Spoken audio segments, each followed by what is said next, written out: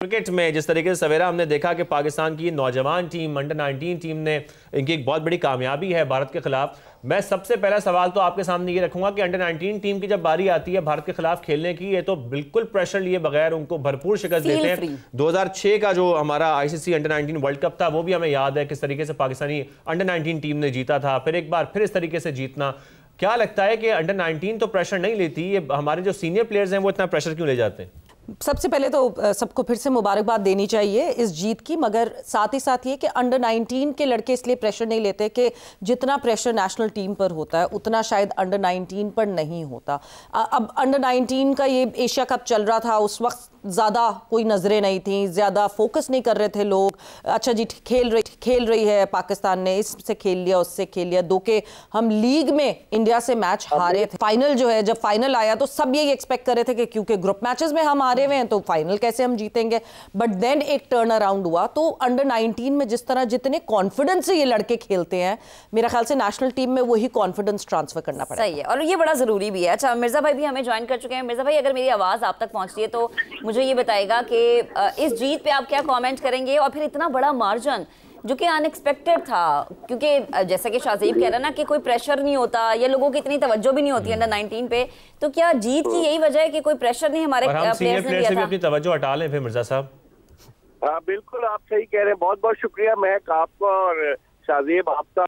तो कॉन्फिडेंस तो आ रहा है। आप देखें 2006 में आखिरी मर्तबा पाकिस्तान अंडर 19 वर्ल्ड कप जीता, और वो भी सरफराज अहमद खान थे जब भारतीय क्रिकेट टीम में रोहित शर्मा, रविंद्र जडेजा, पीयूष चावला जैसे खिलाड़ी शामिल थे।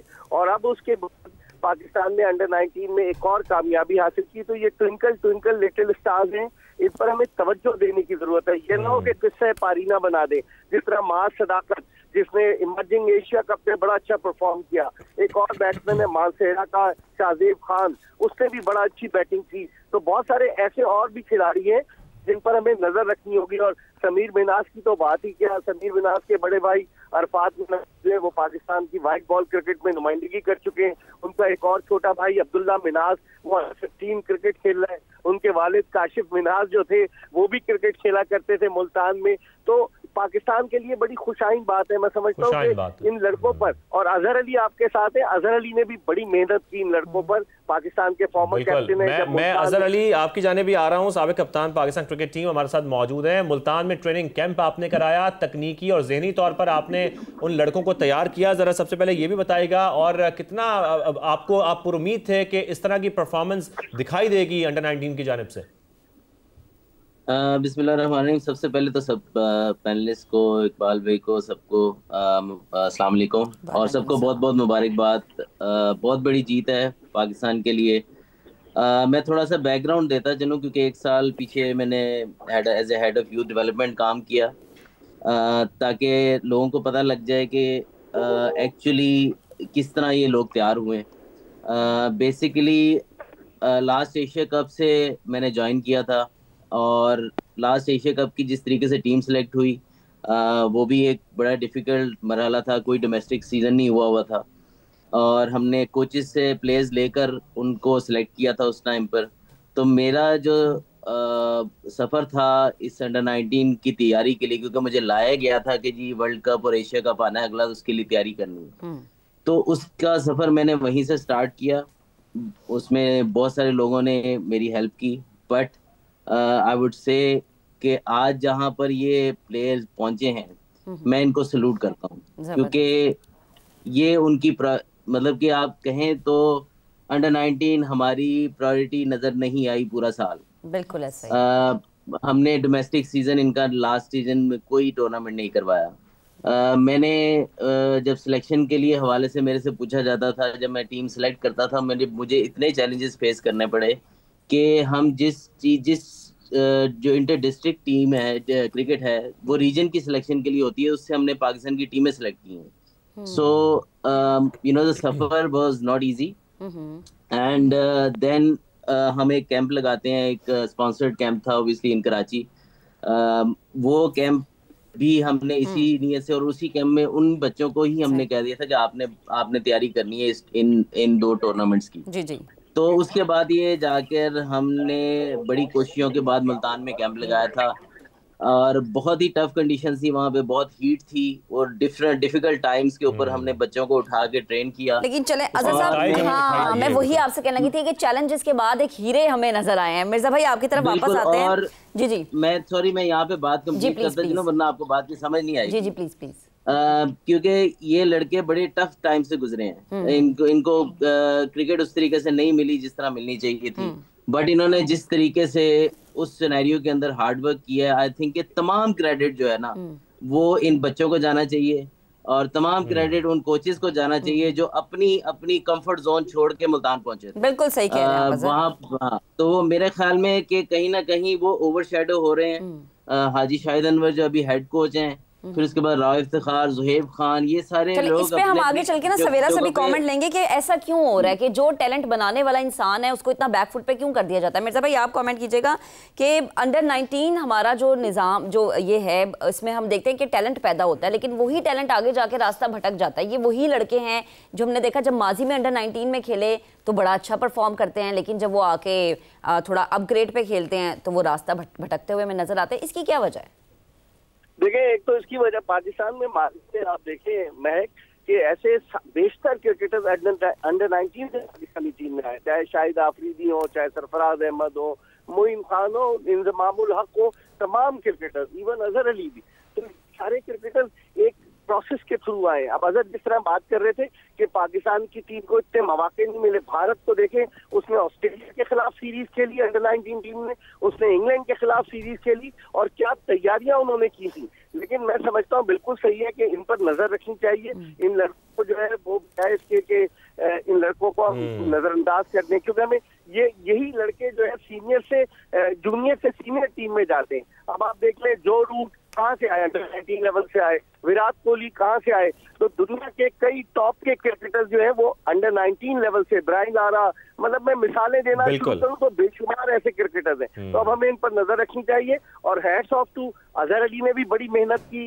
फिर बकिया जो कोचेस के नाम लिए उन्होंने भी बड़ी मेहनत की। शाहिद अनवर तो 2 वनडे इंटरनेशनल मैचेस खेले थे पाकिस्तान की जानिब से, राव इफ्तिखार अंजुम 1 टेस्ट मैच खेले, उसके अलावा मंसूर अमजद भी मुझे नजर आ रहे थे गालिबन, वो भी इनके साथ थे, और फिर सरफराज अहमद ने चार्ज लिया। तो इन सबको क्रेडिट जाएगा, असल मेहनत जो इन्हीं लोगों ने की, और मैं समझता हूँ पूरे पाकिस्तान को इस पर फख्र है, पूरे पाकिस्तान को इस पर फख्र है। मैं यहाँ पे थोड़ा सा बात करना चाहूंगा। जी आई थिंक कि हमें ना ये जो हम बहुत ज्यादा क्रेडिट की बात करते हैं ना, आई थिंक कि ये हम सबकी जॉब है। बिल्कुल ठीक है, मेरा ख्याल है जो क्रेडिट होता है ना वो सिर्फ बच्चों का होता है, जो प्लेयर्स का होता है, जो हम स्टाफ होते हैं अगर या सब हम सही से अपनी जॉब का फर्ज निभा रहे हो तो फिर मसला ही क्या रह जाए। बेसिकली आप जो दुनिया में रह रहे, दुनिया में कोई कल्चर ऐसा नहीं है कि जब टीम जीतती है तो हम लोग क्रेडिट के लिए 5-6 लोग आ जाते हैं इधर उधर से।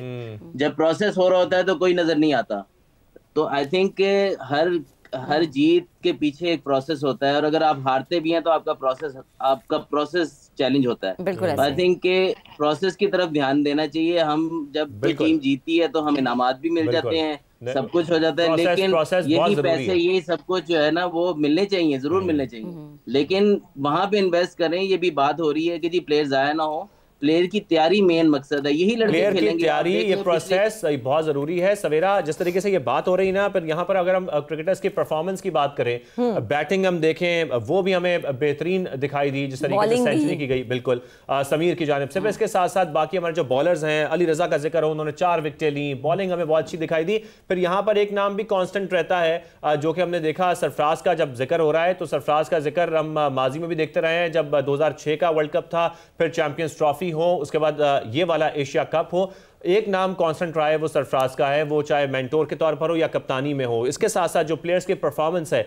इस पूरी पे जरा आप कमेंट कीजिएगा। ये काबिल तारीफ तो है, बिल्कुल काबिल तारीफ बिल्कुल है, मगर उससे पहले क्योंकि अजहर हमारे साथ मौजूद है, Azhar is just acting modest right now. Azhar बिल्कुल 101% आपको क्रेडिट जाता है इस वजह से, क्योंकि आप कह रहे हैं ना कि क्रेडिट नहीं होता, ये हमारी जॉब है, मगर जॉब वहां होती है जब सिस्टम इन प्लेस होता है। पिछले साल अंडर 19 का एक मैच होता है और उसके बाद पूरा अंडर 19 का पूरी कैंपेन कॉल ऑफ कर दी जाती है और पूरे पिछला साल जो है there was no under 19 tournament.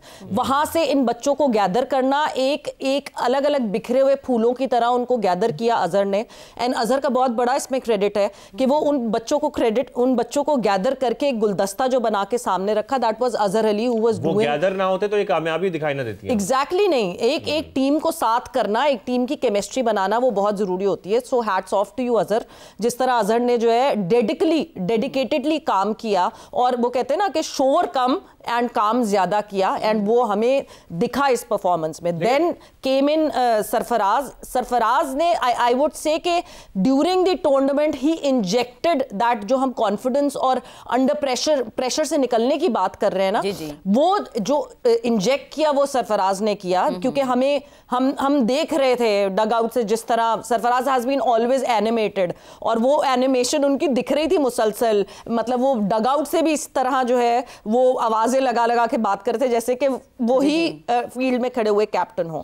But talking about these boys, सबसे ज्यादा बिल्कुल इन लड़कों को क्रेडिट जाता है कि एक हाफ पार्शल सिस्टम में रहते हुए इस तरह रिस्पॉन्ड करना, इस तरह मेहनत करना। कोचेस सब बहुत अच्छे होते हैं, ऐसा नहीं होता हर कोच चाहता है उसके अंडर टीम जीते, मगर वो लड़के किस कोच को ज्यादा रिस्पॉन्ड करते हैं वो बहुत मैटर करता है। एंड इन लड़कों ने वो रिस्पॉन्ड किया, वो चैलेंज लिया। वो चैलेंज लेना बहुत बहुत मुश्किल होता है, क्योंकि आप अगर देखें, मैं फिर से वही बात करूंगी, अगर आप ग्रुप में किसी टीम से मैच हारे हुए होते हैं ना, आपकी बैक ऑफ द माइंड यही घूमता रहता है कि अब फिर वही सामने आ गई, फिर वही टीम सामने आ गई, फाइनल का प्रेशर, ये सारे प्रेशर्स को प्रेशर ऑफ करना और फिर इस तरह परफॉर्म करना कि मतलब सामने वाली टीम आपको 1 मिनट के लिए भी खड़ी होती हुई नहीं दिखी। बिल्कुल सवेरा, आप दुरुस्त